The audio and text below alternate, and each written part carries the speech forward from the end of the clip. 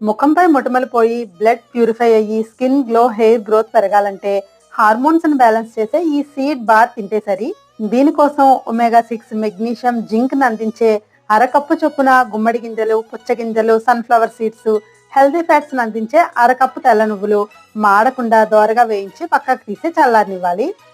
ఇప్పుడు protein, biotin ని అందించే 2 కప్పుల పల్లీలు కాస్త దోరగా వేయించి పక్కకు తీసి చల్లారాక కాస్త నలిచి పొట్టు తీసేసి పల్లీలు, నట్స్ కలిపేసి ఏదైనా ప్లేట్ కి కాస్త నెయ్యి రాసి పెట్టుకోవాలి.